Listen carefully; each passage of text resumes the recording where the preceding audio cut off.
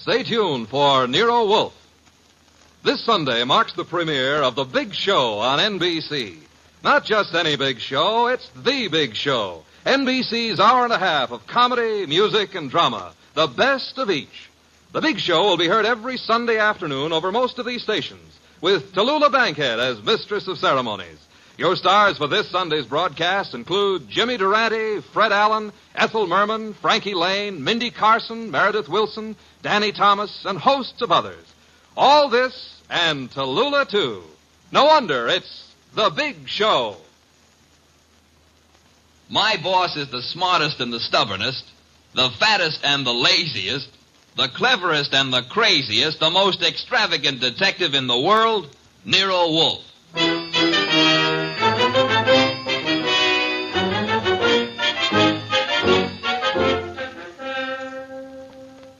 It's the adventure of The Case of the Dear Dead Lady, with that brilliant, eccentric private detective, orchid fancier, and gargantuan gourmet, Nero Wolfe, starring Sidney Greenstreet.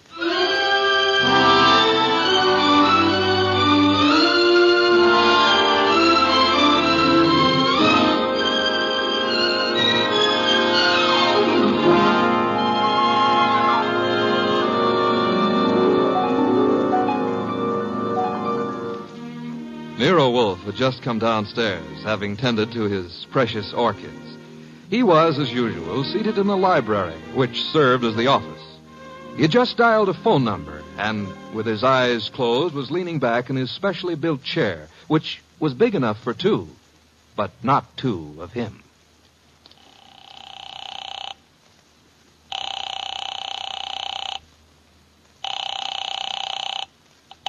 Halsbrecher's Market, domestic and imported delicacies. Mr. Halsbrecher, this is Nero Wolfe. Oh, yeah, Mr. Wolfe. I was just about to ring you. Well, I have need of 2 pounds of duck liver. I do not, of course, refer to the commercialized Strasbourg pâté. Well, I appreciate the order, Mr. Wolfe, but... Next, my cook Fritz informs me that we require 3 fine fat geese. Look, Mr. Wolfe, there's a little matter of an unpaid You bill. might add 12 cases of beer, a bushel of Vermont apples, green for stuffing, and a gallon of Marquesa Patricia Roman oil. Mr. Wolfe. In addition, Fritz has listed 6 dozen eggs, 4 braces of Sussex woodcock, and a few pounds of Westphalian ham. You have all that? Well, I can get it, Mr. Wolfe, but my Thanks bookkeeper... very much, Mr. Halsbrecher. That will be all. Now, now then, Archie. Yes, boss? You seem to be worried. Oh, I am. This means, naturally, that I'm supposed to handle Halsbrecher's delivery boy when and if he shows. I had thought of leaving that simple matter to you. And what about the simple matter of the money? Money? I hate to bring up a vulgar subject, but where is it coming from? Oh, of course. You're right, Archie. I should have said... Said what? Charge it. Boss, look, you don't realize, I know, but we're into that truffle broker for $500 bucks and change. All right. Then give him a check. Okay, I will give him a check. And I hope they'll let you keep the orchids in your cell. You're a wit, Archie. Mm-hmm. You know, I'm on the bank's mailing list. We got a notice this morning. You don't mean... Oh, but I do. Again? Yeah, you just can't take money out of an account, boss. Sometimes you gotta put some in.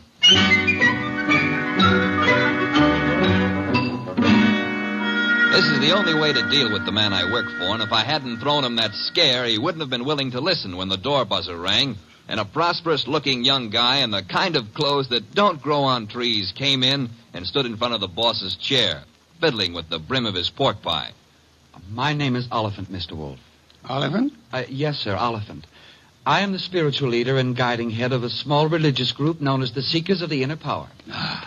I see. Also a man addicted to marrying neither wisely nor well, but often. You read the papers? I do. Mr. Wolfe, I am as aware of my sin-ridden past as anyone else is. The point is that I'm no longer that kind of man. Even a person such as I can see the light in time. Good. Might I ask why you've come to see me, Mr. Oliphant? I need your help, Mr. Wolfe. Concerning? A certain young lady with whom I'm deeply in love. Oh, I beg you not to confuse the present emotion with any of my earlier escapades.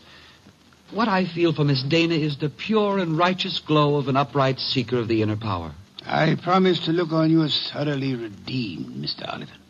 Proceed. Oh, by the way, do I recognize the name of your young lady as a Park Avenue socialite, an amateur swimming champion? Yes. But she's sweet, wonderful, beautiful. I've asked her to marry me, and she's given me some hope. In time, I fully expect to make her my wife.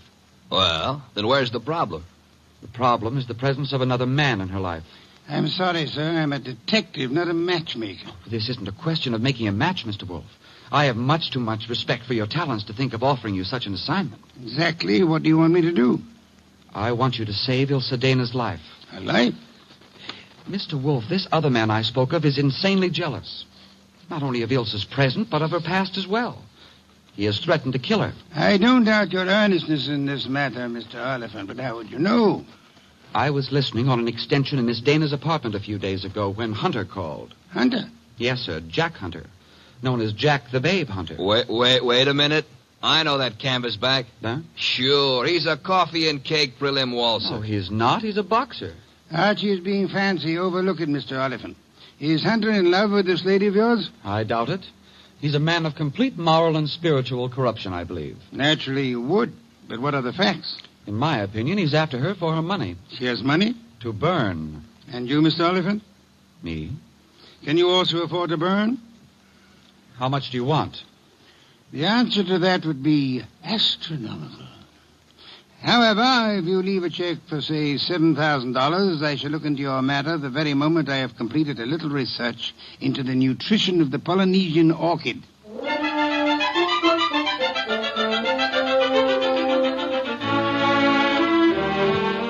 Oliphant's check gave our bank account a slight blood transfusion.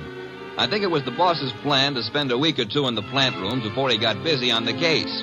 And he'd have done it, too, if that phone call hadn't come in about a little after 9, just after Wolfe had polished off one of Fritz's dinners and was settling back with a stein of beer in his hand. Don't disturb yourself, Archie. I'll get it. Now, well, look out you don't strain yourself, boss. You got to straighten out an elbow to reach that receiver. You have an unfortunate flair for mixing humor with impertinence, my friend. Hello, Nero Wolfe speaking. This is Ilse Dana, Mr. Wolfe. How do you do, Miss Dana? We were discussing you only this morning. So I've heard. Through whom? Ted Oliphant. I see. The young man seemed to be quite worried about you. The young man should tend to his own affairs. Said you were in some danger. I know what he said, and not one word of it was true. Oh? I'd like to talk to you, Mr. Wolfe. I'm sure it'll be an immense pleasure. Where do you live? I have an apartment at 22 Blanton Street. Could you be here soon? I could be there in a quarter of an hour, Miss Dana. By proxy, of course.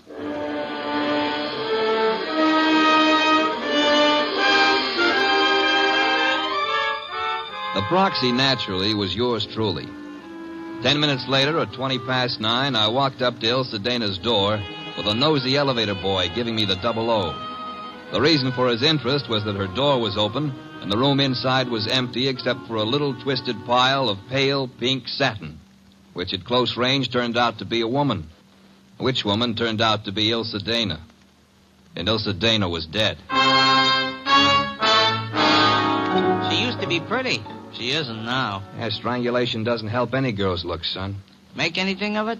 Well, the position of her body and the bloodstains on her pointed fingernails tells me that she put up a tough struggle before somebody succeeded in smothering her with a pillow from the sofa over there. Yeah, that figures. When did it happen, I wonder? Yeah, the last 15 minutes, I'd guess. Say, who's been up in the elevator this evening? Nobody for her. Well, somebody came up. Well, who says not? They could have used the stairs, you know. Yeah. How well do you know Miss Dana? I know exactly zero about Miss Dana. How could you ride her up and down every day and know nothing about her? It's a rule of the house to keep your mouth shut. The rule also goes when being questioned by a cop. A cop? Who's a cop? Oh, I guess you're a cello player from the Philharmonic. Look, I happen to work for a guy named Nero Wolfe. Oh. Heard of him? Maybe. Well, if your memory comes alive, son, I might see my way clear to spend a few dollars with you. Understand? I'll keep you in mind. Going down, mister?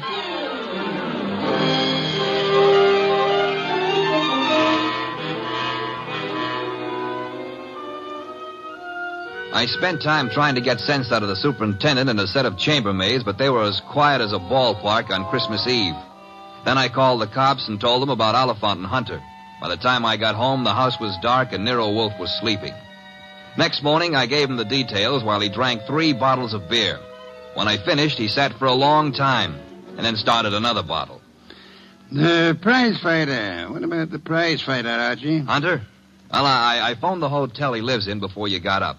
And? They told me he wasn't in. You know, I begin to think that Mr. Oliphant brought us a more absorbing case than he suspected. You know, I'm glad you like it. I don't like it. I don't like work of any variety. But this thing has its points. Well, what do we do next? Next, we investigate my client. What? Merely because a reformed playboy employs a detective doesn't exempt him from suspicion, Archie. Oh, now who's that? I'm afraid we have no choice but to open the door and see. My name is Young. Barstow Young. It's nice meeting you, Mr. Young. What do you want? I want to see Nero Wolfe. About? About a certain young lady with whom I am deeply in love. What?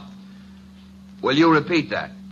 I want to see Mr. Wolfe about a certain young lady with whom I am deeply in love. Her name, please? Ilsa Dana. Is it possible that you entertain plans of making her your wife? Why, yes, but there's a problem involved. Another man? Yes. Well, do come in. Do come in. I think we've been waiting for you. Oh, Mr. Wolfe. Here's another one. Ah, Mr. Wolfe. You've come to me about Miss Ilsa Dana, sir? I have come to you, more specifically, about a man who has threatened her life. How unusual. He's the treacherous kind. Mild-mannered, you know. As we say in my profession, he underplays it. Your profession, then, is the stage. It is, sir. Go on, you interest me deeply. I was present recently when he told her that he would certainly kill her unless she mended her sinful ways. Sinful? No one denies that Ilsa has had, shall we say, a checkered career. But the man's attitude is totally fanatical. What's his particular brand of fanaticism, Mr. Young? Theodore Oliphant is a religious maniac. Well, what do you know?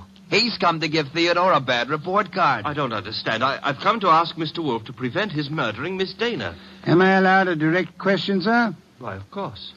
Where were you between 9 and 9:20 p.m. last night? 9 and 9:20.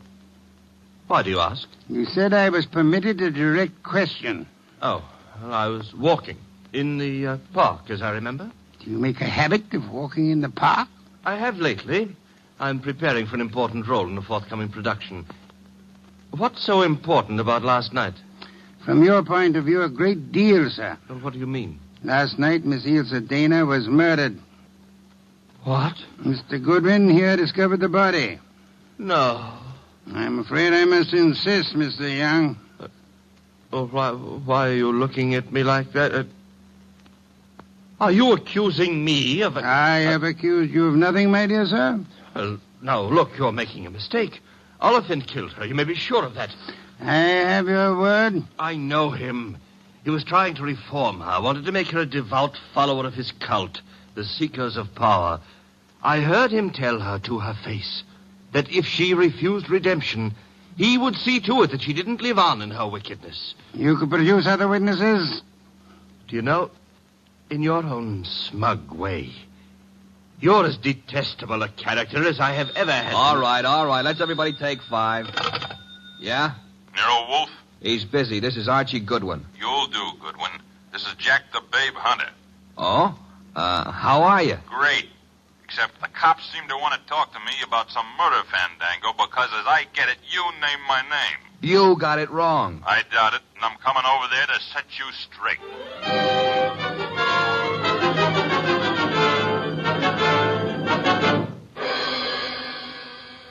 Why'd you ring me in on this mess, Wolfe? You knew the girl pretty well. Me and how many more? Besides, what time was she murdered? Last night between 9 and 9:20. I see. So if you will inform the police where you were at the time, that should be that. Yeah. By the way, Mr. Hunter, where were you at the time? I don't see your badge, Wolfe. I was only wondering. I haven't been near the Dana woman for over a month. But if you're really interested, I'll give you the name of the killer. Please do not keep us in suspense, Mr. Hunter. A couple of years back, Ilsa financed a guy in a big and lousy Shakespearean play that closed like a clam and nothing flat. Go on. It was money down the drain. The guy's got nerve. And he was in love with her, and he figured she'd do anything for him. So he comes back to her to finance him again. This time in Hamlet, no less. I see. I don't have to tell you what a flop that would be. You needn't tell me the actor's name either. You know? Mr. Barstow Young just left here. Yeah? Well, he's your man, Wolf. He got so sore when she told him she wouldn't toss any more moolah into his broken-down career, he went off his rocker and tore it down. Your reason for thinking so? I met him on the street one day, and he started beefing to me with blood in his eyes. It's all I could do not to punch him. The results might have been less fatal if you'd followed your instincts, sir. I couldn't. The guy's built like a broomstick. He's weak as a cat. Hit him once, he'd crack like dry plaster. I see. What's on your mind? This man you're accusing of Miss Dana's murder, Mr. Hunter, he was very much in love with her. She was thinking about marrying him, he said. He said? Yes, he did. I heard him, too. He was talking to his skullcap. Ilsa wasn't going to marry anybody. No? No, she couldn't. Why couldn't she? Well, she just couldn't, that's all. So long.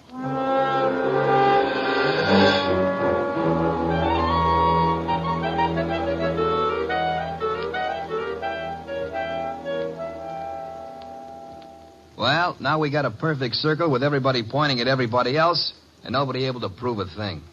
What Hunter says isn't impossible, Archie. You think Young did it? I don't think at all yet. But if there's anything more dangerous than a woman scorned, it's an actor scorned. We have another visitor. Yeah, who are you expecting?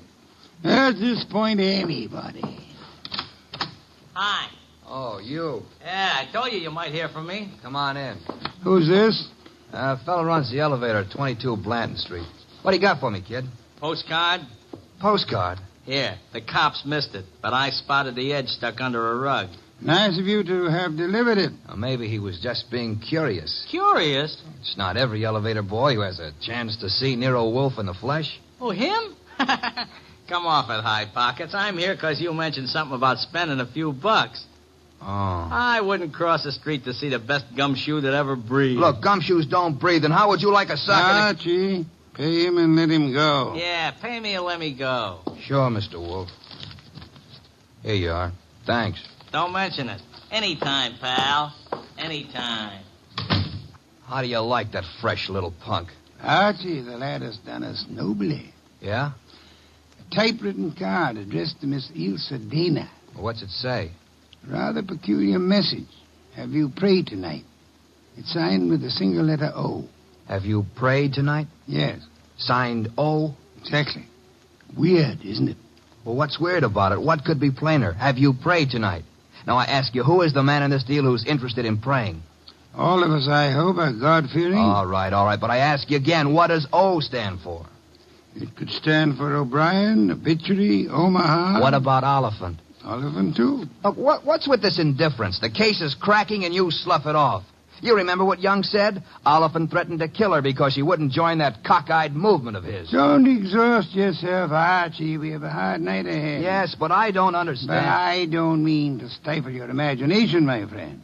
But if you'd reserve your deductions for a little while, you could lend me some much-needed assistance. What do you want? I want you to become a burglar. A burglar? I want you to hurry over to the dead woman's apartment on Blanton Street and ransack it. For what? How do I know? We need help. Anything may help us. Go through the place with a fine-tooth comb.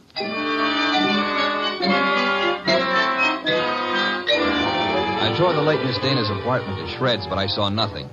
Then, just as I was about to give it up as a bum job, I noticed a little writing desk in the living room. Pried loose the lock and spotted something among a pile of papers that belonged to no well-to-do flat. It was a pawn ticket, lot 8N046, and the address was a pawn shop around the corner on 6th Avenue. It wasn't more than 90 seconds later that I walked into the joint and tossed the ticket across the counter. Oh, yeah, this, want to redeem it. And fast, huh, Pops? That's nothing that's worth much, mister. No? No. Oh, what is it? This? Small steel filing box. Oh. Anything in it? I don't know. Come to me locked, never been able to get it open.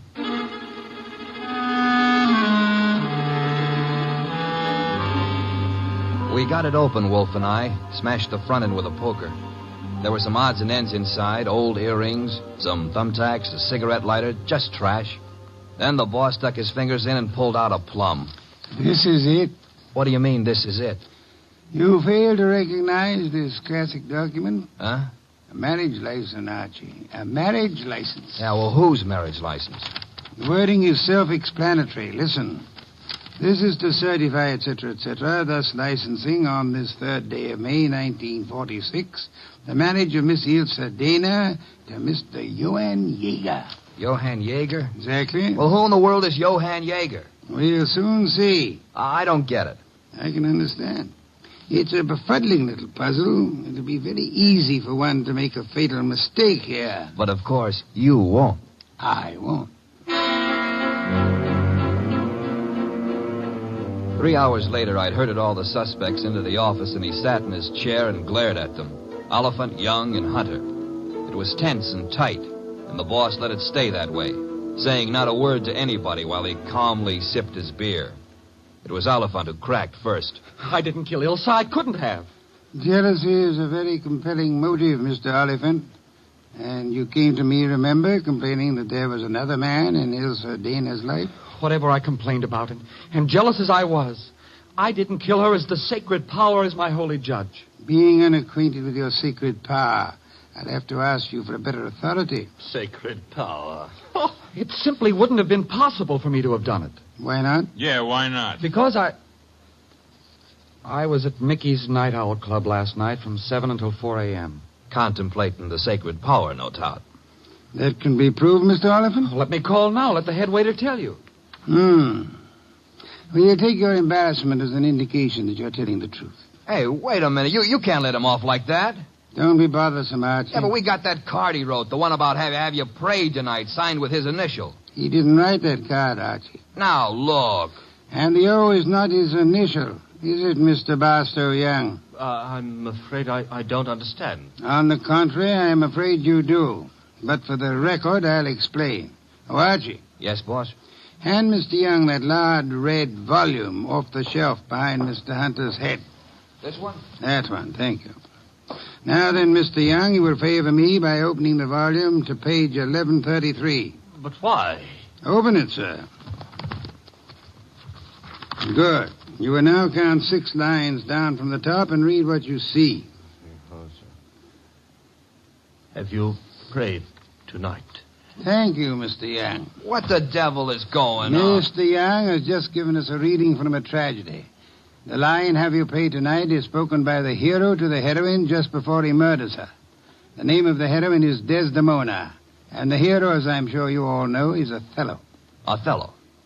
Yeah, the O was not Oliphant, Archie. Othello, I think, was a Shakespearean play which Miss Dana financed for our Mr. Young. And knowing she would recognize the quotation as well as the threat behind it, he sent it to her to warn her that he meant to murder her. You won't have the unmitigated gall to deny that, will you, Mr. Young? No, I don't deny it. Do I call the police? But I didn't kill her. The fact that I sent the card doesn't mean I killed her. Well, it'll do for my money. But not for mine, Archie. What? Mr. Young couldn't have killed Miss Dana. Why not? Because he lacks the strength to strangle such a healthy young woman, a champion athlete. Wide awake and full of fight. He's rather a frail person, as we know, and smothering Miss Dana with that pillow was no easy task. She struggled. Therefore, she clawed the wrists of the murderer. I'm sure that if you examine Mr. Young's wrists, you will find no scratches or scars. Here, let me see that. Go ahead. Well, Archie? Yeah, you're right. Nothing. I was sure there wouldn't be. The person who actually killed Miss Dana was a powerful physical specimen. Yeah? Yes, Mr. Hunter. In all probability, a professional athlete. A muscular man in good condition. You pointing at me? Seems quite likely, doesn't it? You're out of your head. Am I? Yeah. Ilse Dana war Ehefrau. Nicht wahr? Jawohl. I mean... You said yeah, Mr. Hunter.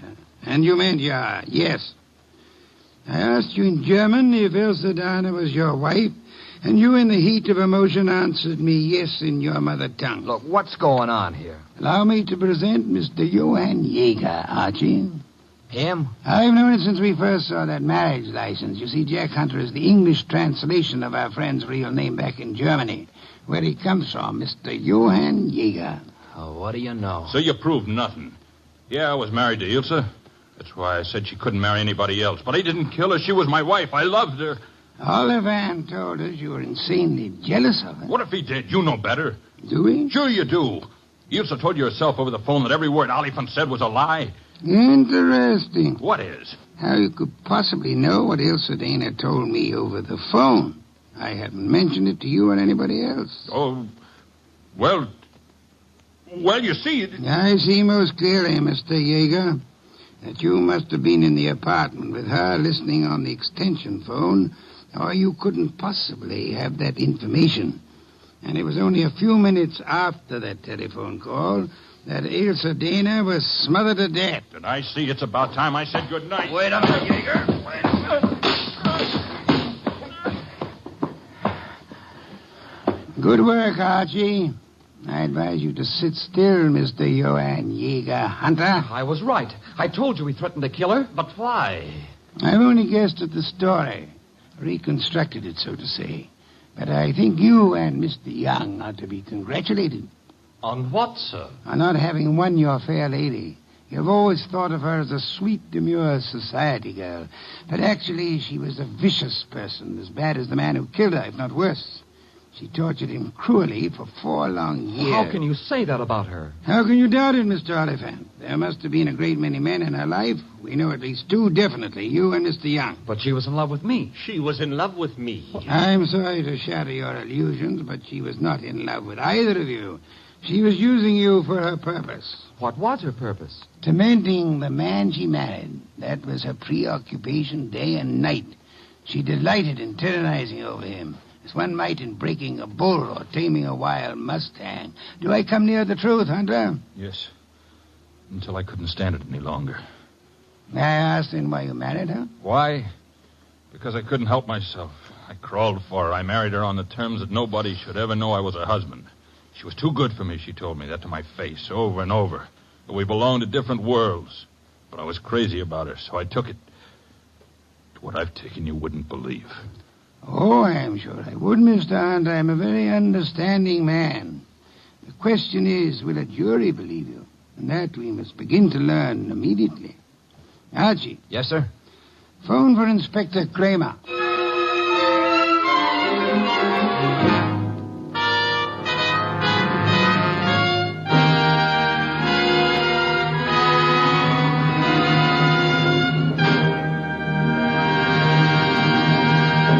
You have been listening to The New Adventures of Nero Wolfe, starring Sidney Greenstreet.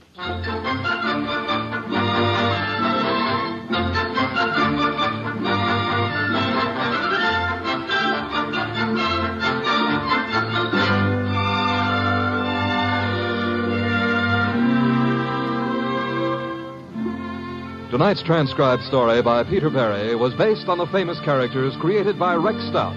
This is an Edwin Fadiman program produced and directed by J. Donald Wilson. In the cast were Herb Ellis as Archie Goodwin and Lee Millar, Marna Keneally, Larry Dobkin, Barney Phillips, and Jerry Hausner. Next week at this same time, Nero Wolfe and Archie will bring you The Case of the Headless Hunter. Don Stanley speaking.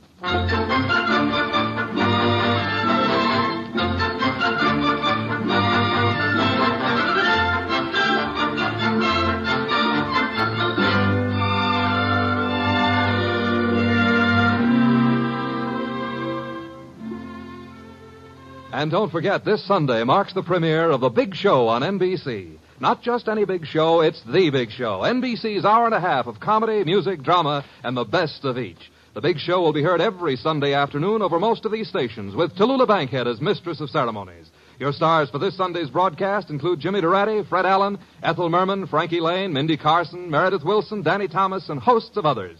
No wonder it's The Big Show.